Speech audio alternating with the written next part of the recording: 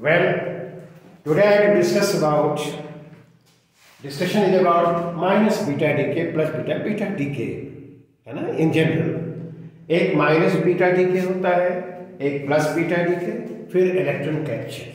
इतनी बातों के बारे में बात करनी है आज. तो पहले हम देखते हैं माइनस बीटा डीके ये क्या होता है. ठीक है ना. जब न्यूक्लियस में neutron proton ratio stable nucleus के लिए रिक्वायर्ड रेशियो से ज्यादा होता है तो ऐसा nucleus minus beta DK undergo करता है. ठीक है ना. वो क्या करता है, जो न्यूट्रॉन प्रोटॉन रेशियो है स्टेबल न्यूक्लियस के लिए रिक्वायर्ड रेशियो से ज्यादा होता है तो इस तरह का unstable nucleus minus beta DK undergo करता है. माइनस बीटा डीके के बाद मास नंबर में कोई चेंज नहीं होता है, लेकिन चार्ज नंबर एक से इंक्रीज कर जाता है. ठीक है ना. ये जो बीटा पार्टिकल है वह कुछ और नहीं, वह न्यूक्लियर इलेक्ट्रॉन है. ठीक है ना. न्यूक्लियर इलेक्ट्रॉन है. It comes out from the nucleus. Atomic electron नहीं है. एटॉमिक इलेक्ट्रॉन वह होता है जब न्यूक्लियस के अबाउट सर्कुलर पाथ पर मूव करता है. लेकिन यह जो बीटा पार्टिकल है जो इलेक्ट्रॉन ही है वह न्यूक्लियस से आता है, इसलिए उसको लोग क्या कहते हैं, न्यूक्लियर इलेक्ट्रॉन कहते हैं. Free existence of an electron in the nucleus is not possible. यदि ऐसा होगा तो अनसर्टेनिटी प्रिंसिपल का वायलेशन होता है एज पर कैलकुलेशन. राइट. और जो अनसर्टेनिटी प्रिंसिपल है क्वांटम मैकेनिक्स का एक बेसिक प्रिंसिपल है. ठीक है. तो क्या होगा कि फ्री एग्जिस्टेंस उसका हो नहीं सकता. अभी कल था न्यूक्लियस से ही है. तब इसका सोल्यूशन क्या है कि इनसाइड द न्यूक्लियस जो न्यूट्रॉन होता है वह डीके करता है, प्रोटॉन बनता है, इलेक्ट्रॉन, और at the same time a particle called antineutrino is created which comes out from the nucleus. इस स्क्रीन को यदि हम लोग यहाँ पर दिखलाए हैं तो देखो ये पेरेंट न्यूक्लियस है जिसका मास नंबर ए है, चार्ज नंबर जेड है. अब इस undergoes beta decay minus beta DK है. जो इसका डॉटर प्रोडक्ट बनता है मास नंबर तो सेम है, चार्ज नंबर एक से इंक्रीज कर दिया. ये देखो ये बीटा पार्टिकल जिसे हमने इलेक्ट्रॉन कहा वो इलेक्ट्रॉन ही है, और मैंने यहाँ पर लिख दिया है कि यह न्यूक्लियस से आता है इसलिए इसको न्यूक्लियर इलेक्ट्रॉन कहते हैं. और ये रीजन भी लिख दिया है कि न्यूक्लियस में इलेक्ट्रॉन का फ्री एग्जिस्टेंस पॉसिबल नहीं है. ठीक है ना. क्योंकि अनसर्टेनिटी प्रिंसिपल का वैल्यूएशन होता है जो कि बेसिक प्रिंसिपल है, फंडामेंटल प्रिंसिपल है क्वांटम मैकेनिक्स का. तब ये इनसाइड द न्यूक्लियस ये जो न्यूट्रॉन है decays into A proton and electron and this particle is created which is called antineutrino. ठीक. अब इसके रीजन के बारे में हम लोग बात करेंगे. ये जो देख रहे हैं डीके जो होता है उसके भीतर न्यूक्लियस के भीतर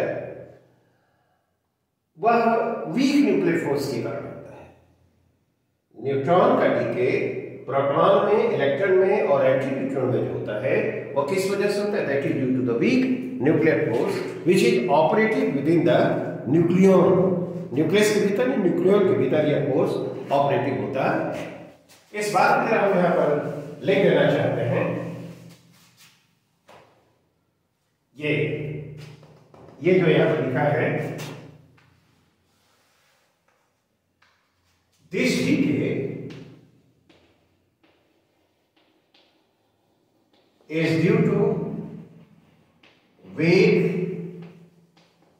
nuclear force which is operative within a nucleon.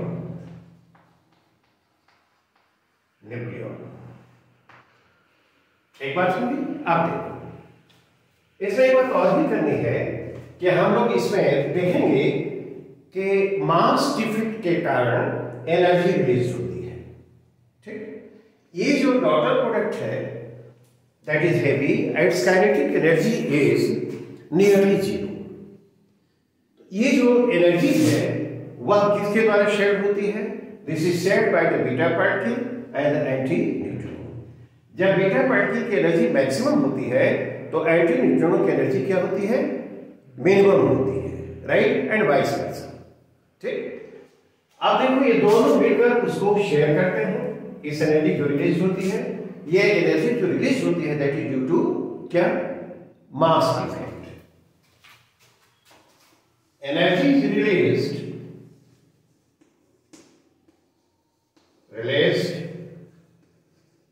due to mass effect,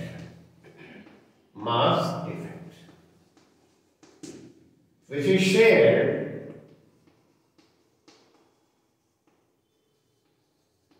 by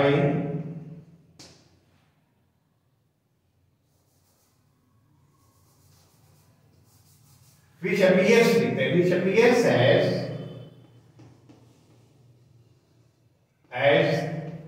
the kinetic energy of the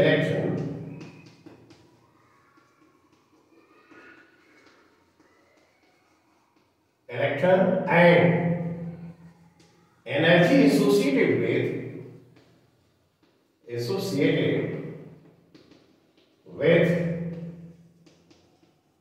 the anti-neutrino. एक तो बात होगी। अब एक चीज हम ये कहना चाहते हैं इसके बारे में, एंटी न्यूट्रिनो जो हमने यहां पर कहा है, एंटी न्यूट्रिनो, ये देखो, this is a particle massless and chargeless particle, chargeless particle, ठीक है ना। एंटी न्यूट्रॉन कैसा पार्टिकल है, मासलेस है, चार्जलेस है।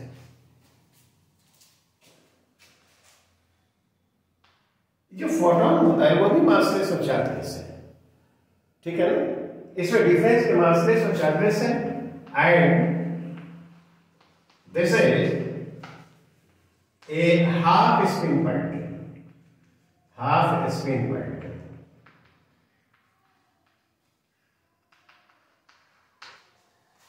फोटोन जो होता है वह भी तो मासलेस होता है, चार्जलेस होता है। तो बताओ तो एंटी न्यूट्रिनो में और उसमें डिफरेंस जानते हो क्या होता है। ए फोटोन इज आल्सो, या लिख देते हैं, a photon is also a massless and chargeless particle, less particle.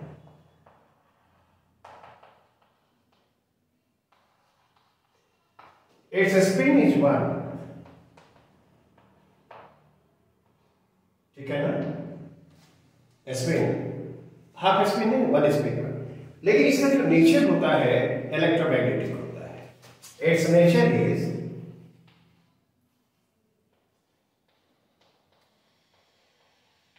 Electromagnetic,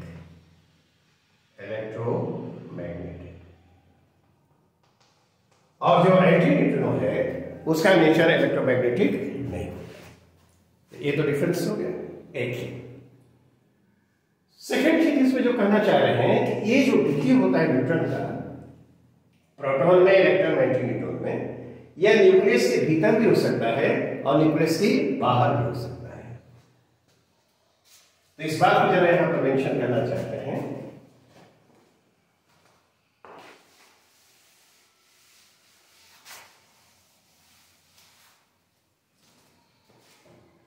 anti neutron इसके क्या पर the decay of a neutron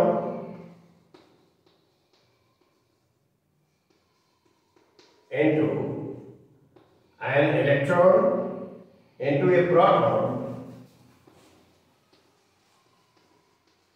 and an electron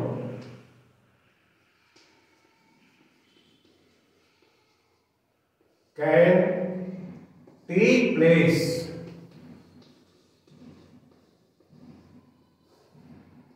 inside a nucleus and outside the nucleus.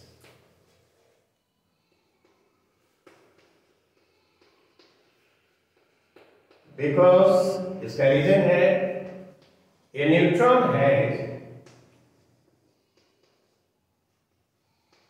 Mass larger than the mass of a proton. ये जो DK है neutron का proton, electron और anti न्यूट्रॉनों में, यह इनसाइड द न्यूक्लियस भी हो सकता है, आउटसाइड द न्यूक्लियस भी हो सकता है। और वजह यह है कि जो न्यूट्रॉन का मास है और प्रोटॉन के मास से क्या होता है, ज्यादा होता है। एक बात है, यह डीके किस वजह से होता है, वीक न्यूक्लियर फोर्स के कारण। वीक न्यूक्लियर फोर्स कहां ऑपरेटिंग होता है, विद इन न्यूक्लियस। ठीक, ये प्रोटॉन, इलेक्ट्रॉन और ये एंटी न्यूट्रॉन, ये सभी के सभी हाफ स्पिन पार्टिकल्स। ये न्यूट्रॉन है, वह भी हाफ स्पिन पार्टिकल है। स्पिन किससे रिलेटेड होता है, एंगुलर मोमेंटम से रिलेटेड है, राइट। ये जो एनर्जी रिलीज होती है वो कौन शेयर करता है, that appears as the kinetic energy of the electron and energy of the associated with the anti neutron. जब काइनेटिक एनर्जी इलेक्ट्रॉन की मैक्सिमम होती है बीटा पार्टिकल की, तो इसके साथ जो एनर्जी एसोसिएटेड होती है वो मिनिमम होती है, एंड वाइस वर्सा। क्लियर। अब एक बात और भी देखना है कि यदि इसके एग्जिस्टेंस को हम एक्सेप्ट नहीं करें तो इसमें दो चीजों का वायलेशन होता है। क्यों, जब जो एनर्जी इसमें रिलीज होती है, यदि यह एंटी न्यूट्रिनो के एक्सिस्टेंस को ना एक्सेप्ट किया जाए तो इसके साथ काइनेटिक एनर्जी जो होती है वो जीरो होती है। क्यों, कि यह स्टेशनरी होता है ना, इसके साथ काइनेटिक एनर्जी नेग्लिजिबली स्मॉल, नहीं के बराबर। तो जो भी एनर्जी होगी तो मैक्सिमम एनर्जी इसी के साथ होगी, है। तो जितनी एनर्जी ये रिलीज हुई तो टोटल एनर्जी तो इलेक्ट्रॉन के साथ होनी चाहिए, आई मीन बीटा पार्टिकल के साथ। तो इसके साथ हमेशा ही एक maximum, certain maximum value energy का होना चाहिए। लेकिन experimentally it observe that the kinetic energy of the electron varies between 0 to a certain maximum. There is an obvious violation of the conservation principle of energy. तो जब इसको हम लोग accept करते हैं कि नहीं ये पार्टिकल क्रिएटेड होता है, तब कुछ एनर्जी इसके साथ और कुछ एनर्जी इसके साथ। तो ऐसा मानने से बना हो गया कि कंजर्वेशन प्रिंसिपल ऑफ एनर्जी जो है उसका वेरिएशन नहीं हुआ। सेकंड जो है वह एंगुलर मोमेंटम। अब देखो उसके लिए क्या है कि हाफ स्पिन है, हाफ स्पिन है, हाफ स्पिन है, और इसका भी हाफ स्पिन है। तो इनके स्पिन का जो सम होगा वह इसके स्पिन के इक्वल होना चाहिए, otherwise there will be violation of angular momentum principle. Clear. तो यदि इसको ये तीनों पार्टिकल को हम मान लेते हैं कि ऐसा है और उसका स्पिन हाफ है, तो जो स्पिन कंजर्वेशन है उसका वायलेशन नहीं होता है। तो ये ऐसा मान लेने से दोनों चीजें बिल्कुल बरकरार रहती हैं। ठीक, पहले तो हम लोगों ने थियोरेटिकली इसको पाया था, राइट। बाद में इसका एक्सपेरिमेंटली पाया गया कि नहीं ये पार्टिकल, उसका जो एक्सपेरिमेंटल डिटेक्शन है many years later, if I think that was 20 years later, है ना, ये माना ये पाया गया कि इस तरह का पार्टिकल एग्जिस्ट करता है। एक्सपेरिमेंट पहले तो थियोरेटिकली माना गया था। क्या ये बात हुई? अब देखो सेकंड पॉइंट हम लोगों के पास है, ये जो एनर्जी इसमें रिलीज होती है जिसे हम लोग Q वैल्यू कहते हैं, उसका कैलकुलेशन हम कैसे करेंगे। ठीक, और एक बात और भी करेंगे जिसको हम लोग, और जो काइनेटिक एनर्जी होती है इलेक्ट्रॉन की, है ना, वो ये मैक्सिमम काइनेटिक एनर्जी और जो नंबर ऑफ इलेक्ट्रॉन्स है उसका वेरिएशन कैसे होता है उसको हम लोग देख सकते हैं इससे। चलो से ये तो मैंने क्या, देखो जो इलेक्ट्रॉन बीटा पार्टिकल्स इमिटेड हो रहे हैं उनके पास काइनेटिक एनर्जी होती है, काइनेटिक एनर्जी, और कुछ एनर्जी इसके साथ होगी। यदि हम लोग रिलेटिव नंबर ऑफ इलेक्ट्रॉन्स को काइनेटिक एनर्जी के साथ प्लॉट करें तो we get a curve like this, जो एनर्जी डिस्ट्रीब्यूशन है। इसमें लो एनर्जी वाले इलेक्ट्रॉन्स का नंबर बहुत होता है। There are many electrons which have zero kinetic energy, और उसको हम लोग लो एनर्जी इलेक्ट्रॉन्स कहते हैं। मैक्सिमम काइनेटिक एनर्जी रखने वाले इलेक्ट्रॉन्स का नंबर क्या है, बहुत कम है ना। यहाँ पर देखो मैक्सिमम है और उसकी काइनेटिक एनर्जी जो इलेक्ट्रॉन्स रखेंगे उनका नंबर क्या है, बहुत कम है। ये काइनेटिक एनर्जी का मैक्सिमम वैल्यू और number related number of electrons का है बेस।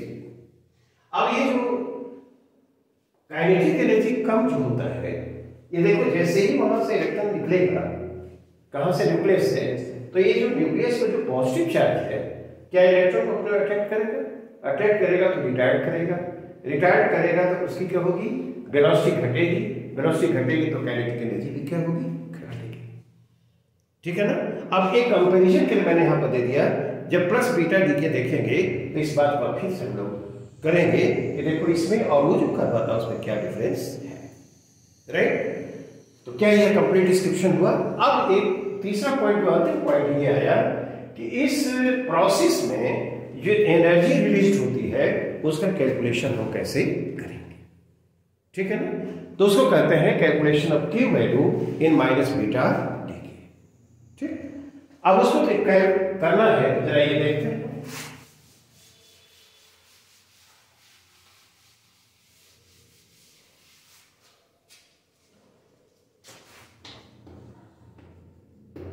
Calculation of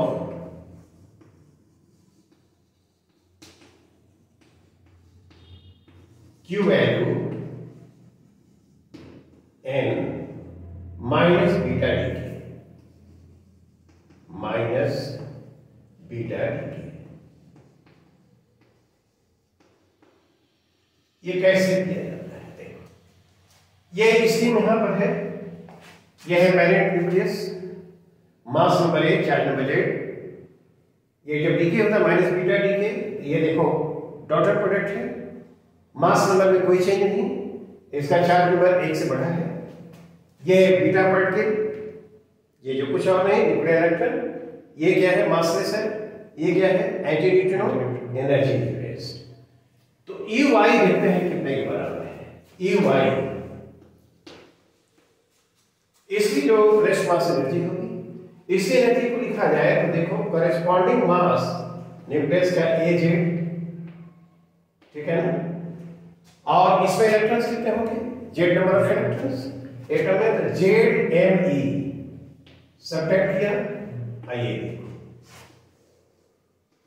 ये रेस्ट मास एनर्जी होगी C स्क्वायर से मल्टीप्लाई करके, ये रेस्ट मास एनर्जी हम तो पेरेंट न्यूक्लियस।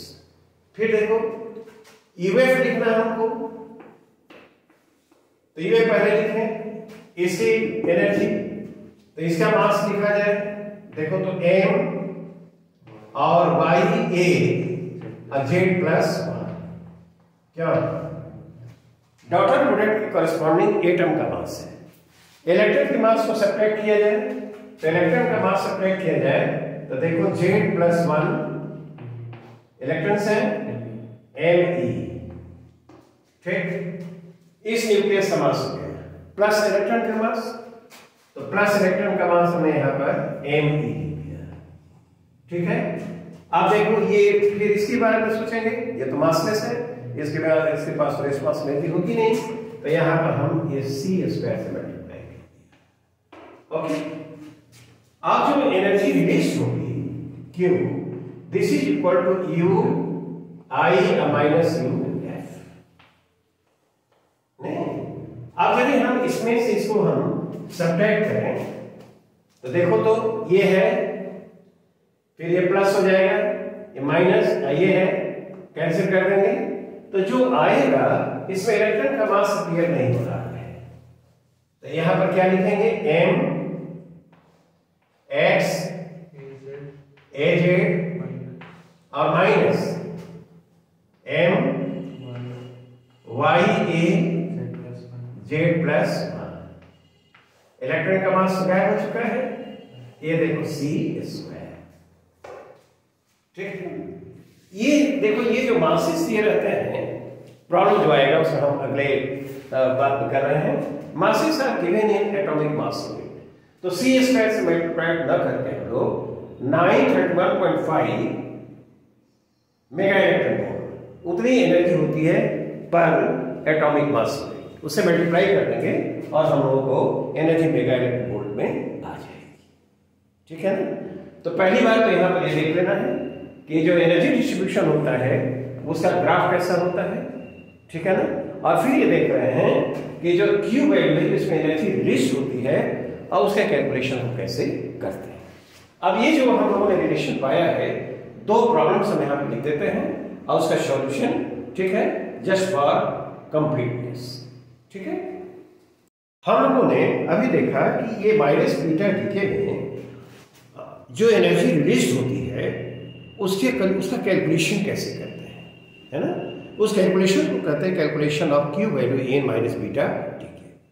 ठीक, उस रिलेशन को हमने निकाला है। आप देखो तो एक एग्जाम्पल यहाँ पर लेते हैं, नियॉन 23, इसका चार्ज नंबर क्या है 10 है, mass number 23, this undergoes minus beta decay.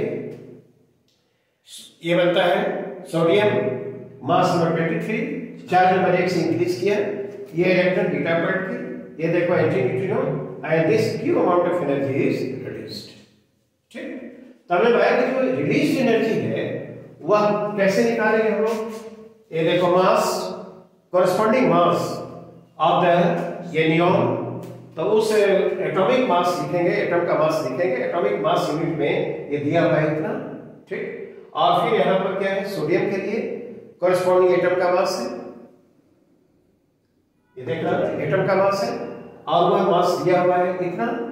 ये जो मास दिया हुआ है वह केजी में नहीं है, वह किस चीज में है, that is given in atomic mass unit.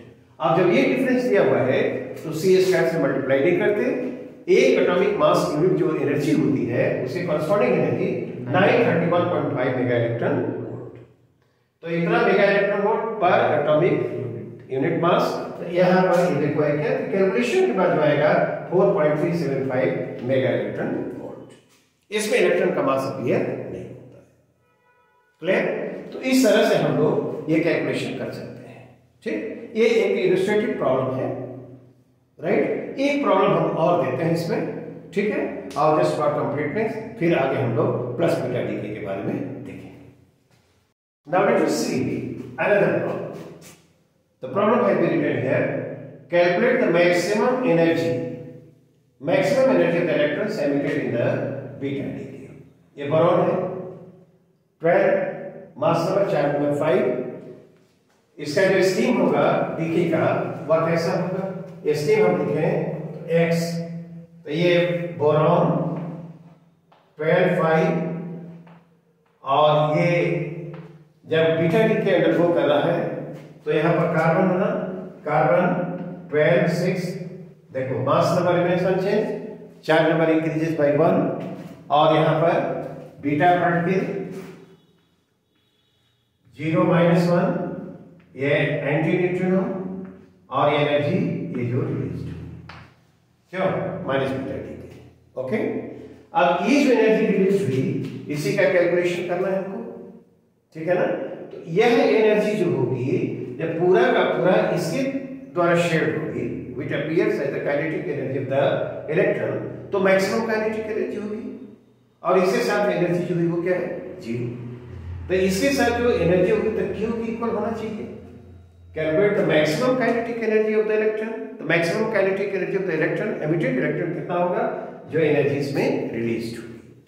तो रिलीज एनर्जी के लिए यहाँ पर देखो ये क्या है, बोरॉन का एटम का मास है, एटॉमिक मास यूनिट में यहाँ पर दिया हुआ लिख दिया, यहाँ पर कार्बन का लिखा एटॉमिक मास यूनिट में दिया हुआ है।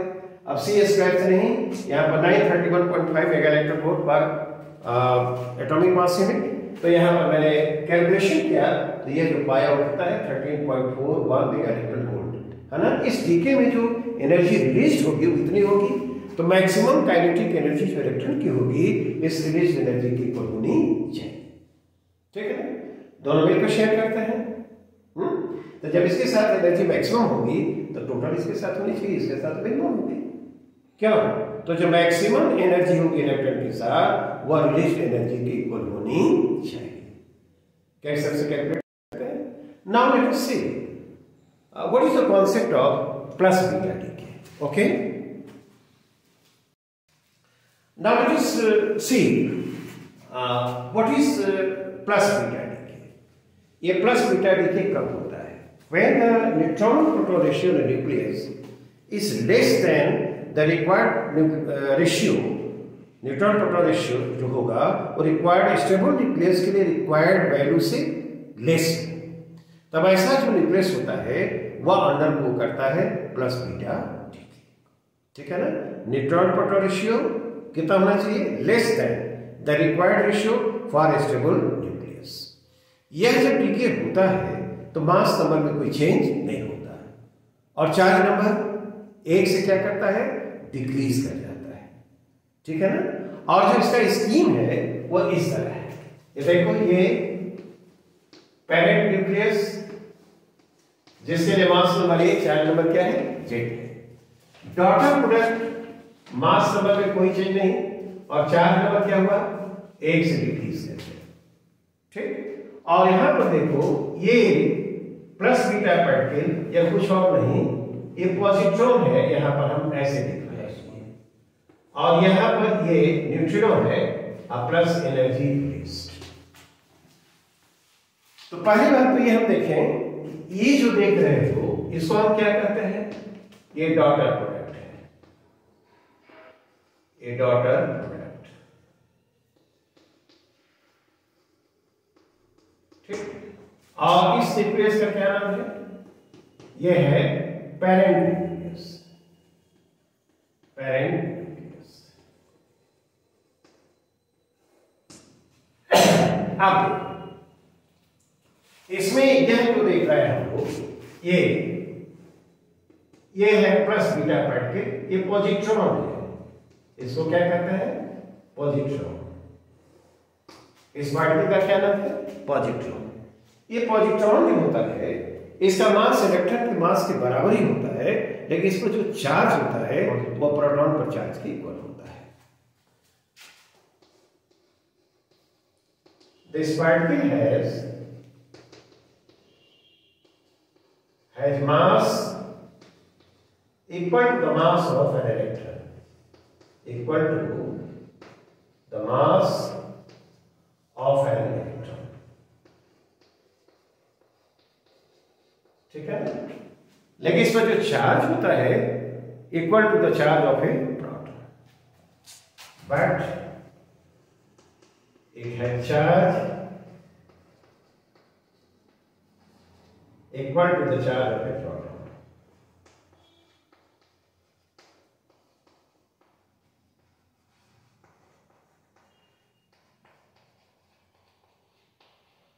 एक बात होगी पॉजिट्रॉन के बारे में, यह भी न्यूट्रॉन, प्रोटॉन, इलेक्ट्रॉन की तरह एक हाफ स्पिन पार्टिकल है। This is also a half spin particle. This is also a half spin particle.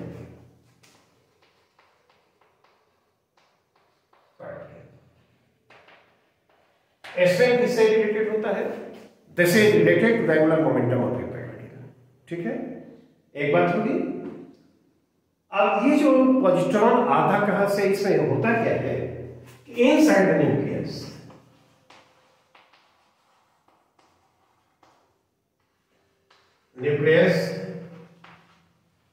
a proton decays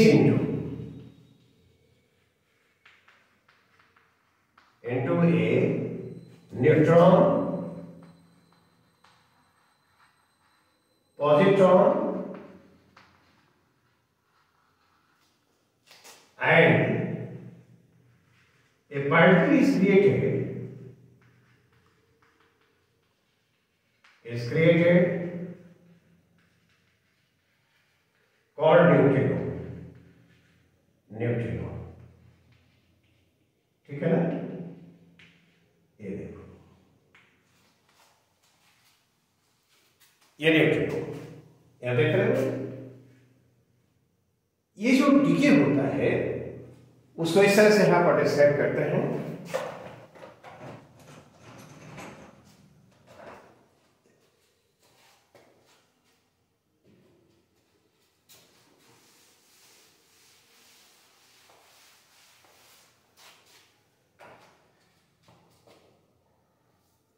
ये प्रोटॉन डिकेज इन क्या न्यूट्रॉन है, क्या प्लस ये क्या positron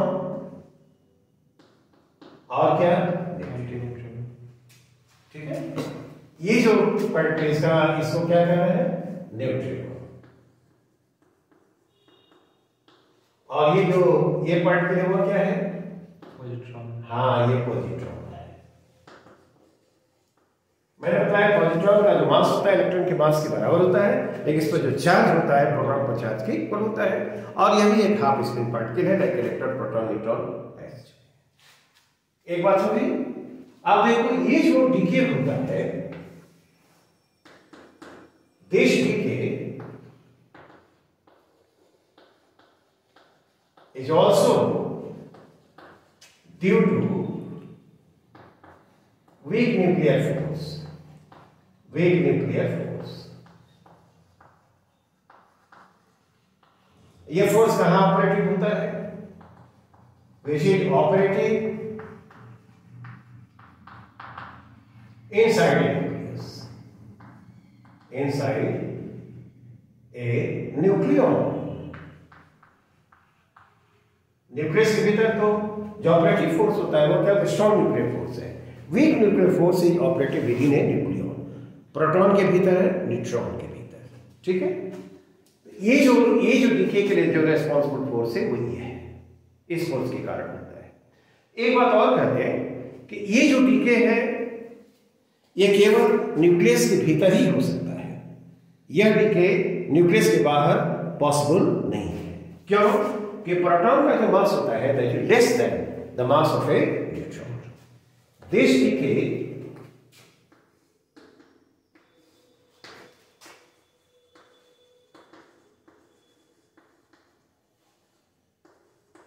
is possible only inside a nucleus, only inside the nucleus.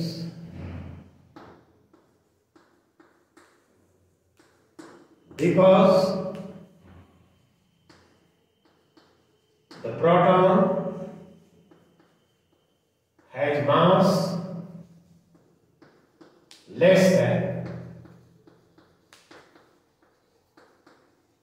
the mass of क्या, a neutron, ठीक है ना। जब न्यूट्रॉन का डीके हो रहा था प्रोटॉन में, इलेक्ट्रॉन में और एंटी न्यूट्रॉन में, तो वह जो डीके था वो न्यूक्लियस के भीतर भी हो सकता था और बाहर भी हो सकता था। लेकिन यह जो डीके है वह केवल कहाँ हो सकता है, इनसाइड न्यूक्लियस हो सकता है, न्यूक्लियस के बाहर नहीं, क्योंकि जो प्रोटॉन का मास है वह न्यूट्रॉन के मास से कम। क्या ये बात होगी? अच्छा, अब हम लोग इसके बारे में जरा सोचें। जो न्यूट्रिनो है, न्यूट्रिनो जो पार्टिकल है वह भी मासलेस, चार्जलेस है, और इसका स्पिन क्या होता है, हाफ होता है, ठीक। इसका नेचर इलेक्ट्रोमैग्नेटिक नहीं होता जैसे फोटॉन का होता है, राइट। और एक बात यह है कि तब जब यह भी मासलेस है, चार्जलेस है, ठीक है ना, एंटी न्यूट्रिनो भी वैसी है, तो एंटी न्यूट्रिनो और न्यूट्रिनो में क्या डिफरेंस है, यह तो बात होगी। एक चीज और भी यहां पर कहना चाहते हैं, जरा मिस कर गए हम। ये जो हम लोग पॉजिट्रॉन देख रहे हैं, पॉजिट्रॉन इलेक्ट्रॉन का एंटी पार्टिकल है, पार्टिकल एंटी पार्टिकल। तो ये बात कर दें कि positron is an anti particle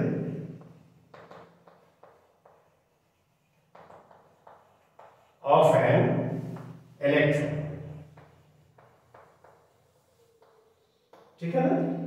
यदि इलेक्ट्रॉन और पॉजिट्रॉन कॉलिजन करें तो दे annihilate each other, energy photons are created. और इस फेनोमेनन को हम लोग क्या कहते हैं, pair production, sorry pair annihilation. इस फेनोमेनन का नाम है पेयर एनिहिलेशन, ठीक है ना। फेन an electron makes collision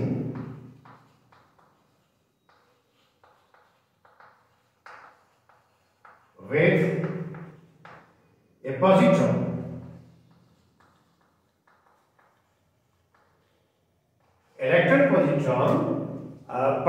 anti particle हैं, है ना, जब एक दूसरे से कोलिजन करते हैं तो क्या होता है, they annihilate each other.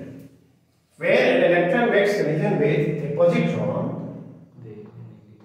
they annihilate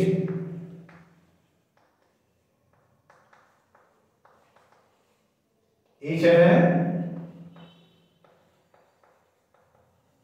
and energy photons are created.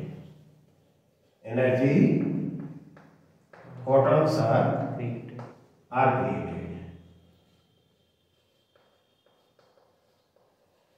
और ये जो फेनोमेनन है उसको क्या कहते हैं, pair annihilation. This phenomenon is called pair annihilation. इस फेनोमेनन का क्या नाम है, पेयर एनिहिलेशन। Pair annihilation. चलो, तो हम लोगों ने क्या सीखा इसमें हम इसके बारे में कह रहे थे, ये जो पार्टिकल है इसे हम पॉजिट्रॉन कहते हैं। पॉजिट्रॉन का मास इलेक्ट्रॉन के मास के इक्वल ही होता है, लेकिन उस पर जो चार्ज होता है वह प्रोटॉन के चार्ज के इक्वल होता है। यह भी हाफ स्पिन पार्टिकल है और यह भी न्यूक्लियस से ही एमिटेड होता है। और न्यूक्लियस में क्या होता है, तो ये प्रोटॉन डीके करता है, वो न्यूट्रॉन बनता है, ये पॉजिट्रॉन, और इसमें एक पार्टिकल एमिटेड होता है जिसे हम लोग न्यूट्रिनो कहते हैं। ओके, अब ये यहाँ पर ये बता दें, यह जो डीके होता है वो मैंने बताया that is due to weak nuclear force, and this weak nuclear force is operated within a nucleon, right? फिर मैंने कहा कि ये जो प्रोटॉन का डीके है वह केवल न्यूक्लियस के भीतर ही पॉसिबल है, न्यूक्लियस के बाहर पॉसिबल नहीं है, क्योंकि ये जो प्रोटॉन का मास है न्यूट्रॉन के मास से लेस होता है। एक बात होगी। फिर मैंने कहा कि ये जो पॉजिट्रॉन है वह इलेक्ट्रॉन का एंटी पार्टिकल है, ठीक। एंटी पार्टिकल है तो जब इलेक्ट्रॉन और प्रोटॉन एक दूसरे से कोलिजन करते हैं तो वो एक दूसरे को एनिहिलेट कर देते हैं और एनर्जी फोटॉन्स का क्रिएशन होता है। जो एनर्जी फोटॉन्स बनते हैं तो ये जो फेनोमेनन है उसको पेयर एनिहिलेशन कहा जाता है। ये इंफॉर्मेशन हो गया। और ये जो एक बात और कर दिया कि ये जो यहाँ पर पॉजिट्रॉन है वह भी हाफ स्पिन पार्टिकल है। स्पिन किससे रिलेटेड होता है, वह एंगुलर मोमेंटम से related. Now let us see something about ये जो न्यूट्रिनो है, तो न्यूट्रिनो के बारे में मैंने कहा कि यह भी कैसा होता है, ये चार्जलेस है, मासलेस है, हाफ स्पिन पार्टिकल है, इसका नेचर इलेक्ट्रोमैग्नेटिक नहीं होता है जैसा कि फोटॉन का होता है। और एक बात और भी है इसमें, ये जो न्यूट्रिनो में और फिर एंटी न्यूट्रिनो में क्या है, तो ये जो न्यूट्रिनो और एंटी न्यूट्रिनो है एक दूसरे के एंटी पार्टिकल है। तो सब सिमिलरिटी है, तो डिफरेंस क्या है कि they have difference only in their sense off spin. Sense off spin में केवल उनका डिफरेंस होता है और सारी चीजें सिमिलर है। ओके, अब इसमें मास डिफेक्ट के कारण एनर्जी जो रिलीज होती है उसका कैलकुलेशन हम कैसे करेंगे जरा उसको देखते हैं। I think this explanation is clear. Now you have to calculate the Q value, जो एनर्जी रिलीज होती है प्लस बीटा डीके में, उसका कैलकुलेशन हम कैसे करते हैं। तो इसको जानने के लिए देखो तो स्कीम हमारे पास ही है। ये पैरेंट न्यूक्लियस है, ये डॉटर प्रोडक्ट है, मास number remains unchanged, charge number decreases by 1। यहाँ पर ये एक पॉजिट्रॉन है, ठीक है, पॉजिट्रॉन के बारे में सब कुछ बात हो चुकी है। ये न्यूट्रिनो है, एनर्जी जो भी रिलीज्ड। तो यहाँ पर UI पहले लिखा है, UI। तो पैरेंट न्यूक्लियस की जो रेस्ट मास एनर्जी है वो लिखना है। तो इसकी रेस्ट मास एनर्जी को यदि हम लिख रहे हैं तो देखो m कॉरेस्पॉन्डिंग एटम का मास XAZ, ठीक। इसमें इलेक्ट्रॉन के मास को हम सब्ट्रैक्ट करते हैं, तो इलेक्ट्रॉन का मास हम सब्ट्रैक्ट करेंगे तो ZME और C स्क्वायर से मल्टीप्लाई करेंगे, ठीक है ना। तो ये क्या हो गया, rest mass energy of parent nucleus. Okay, अब जरा ईवेफ देखते हैं, इधर हम बताते हैं। डीके के बाद ईवेफ देखें हम, तो यहां पर देखो तो डॉटर प्रोडक्ट के कॉरेस्पॉन्डिंग एटम का मास पहले लिखें, तो मास m और y a और z -1, क्या माइनस यहां पर क्या करेंगे Z-1 Me, ठीक है। ये डॉटर प्रोडक्ट का ये क्या हो गया, मास। फिर यहां पर क्या है, पॉजिट्रॉन। इसका मास कितना, इलेक्ट्रॉन के मास बराबर ही है, तो यहां पर प्लस Me लिख दिया, क्यों। फिर अब चलते हैं neutrino. This is massless, it has no rest mass, तो ये 0 हो गया। यहां पर फिर हमने C² से मल्टीप्लाई कर दिया, क्लियर। अब जब एनर्जी रिलीज होगी, this will be equal to the difference of UI and UF। अब इसमें हम सब्ट्रैक्ट करें तो देखो ये ZMe ये तो कैंसिल हो जाएगा, यहां पर क्या होगा, प्लस Me और फिर प्लस 2Me, तो 2Me माइनस आएगा, इसको सब्ट्रैक्ट करेंगे तो ये हमको जो मिलेगा, यहां पर लिखेंगे M X A Z क्या minus M Y A Z minus 1 और माइनस 2Me इलेक्ट्रॉन का मास है, I/C², क्यों, ठीक है ना। प्लस बीटा डीके में यदि हमको ये Q वैल्यू एनर्जी जो रिलीज होगी उसको निकालना है, तो पहले यहाँ पर पेरेंट न्यूक्लियस का के कॉरेस्पॉन्डिंग एटम का मास, फिर यहाँ पर क्या है डॉटर प्रोडक्ट के कॉरेस्पॉन्डिंग एटम का मास, और यहाँ पर ये 2 टाइम्स इलेक्ट्रॉन, ये डिफरेंस लेंगे फिर C² से मल्टीप्लाई करेंगे ना। लेकिन ये जो मासेस हैं ये एटॉमिक मास यूनिट में दिया रहता है, तो C² से हम मल्टीप्लाई नहीं करते, क्या करते हैं 931.5 मेगा इलेक्ट्रॉन वोल्ट पर एटॉमिक मास यूनिट, उससे मल्टीप्लाई कर देंगे और जो एनर्जी आएगी that will be in mega electron volt, ठीक। और इसके लिए हम क्या करेंगे, एक एग्जांपल, स्टैटिक एग्जांपल हम देंगे, और यहां पर एक चीज और जरा देख लेते हैं कि जो काइनेटिक एनर्जी, ठीक है ना, और जो रिलेटिव नंबर ऑफ पॉजिट्रॉन्स है उसके बीच ग्राफ प्लॉट किया जाए तो ऐसा होता है। इसमें हम देखते हैं कि एवरेज काइनेटिक एनर्जी जो पॉजिट्रॉन्स की होती है वो मैक्सिमम काइनेटिक एनर्जी का 0.4 टाइम्स होता है, लेकिन एवरेज इलेक्ट्रॉन एनर्जी जो माइनस बीटा डीके में है उसका वैल्यू 0.3 मैक्सिमम काइनेटिक एनर्जी का उतना टाइम्स होता है, वो कम है ये ज्यादा है। वजह हम लोग यहाँ पर बहुत आसानी समझ सकते हैं कि देखो न्यूक्लियस जैसे ही ये छोड़ता है, the moment it leaves the nucleus, तो इस पर पॉजिटिव चार्ज, इस पर पॉजिटिव चार्ज, ये रिपेल्ड होगा तो एक्सीलरेटेड होगा नहीं, तो काइनेटिक एनर्जी ज्यादा होनी चाहिए।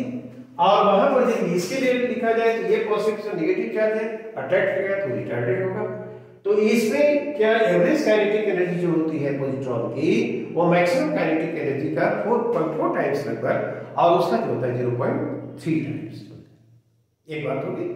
और इसमें जो मिनिमम एनर्जी रखने वाले जो पॉजिट्रॉन्स का नंबर होता है बहुत कम होता है, जबकि माइनस बीटा डीके में इलेक्ट्रॉन्स का जो मिनिमम एनर्जी रखने वाले इलेक्ट्रॉन्स होते हैं उनका नंबर बहुत ज्यादा होता है। मेनी इलेक्ट्रॉन्स है क्या लो एनर्जी, इसमें क्या very few positrons have low energy, ये डिफरेंस हुआ।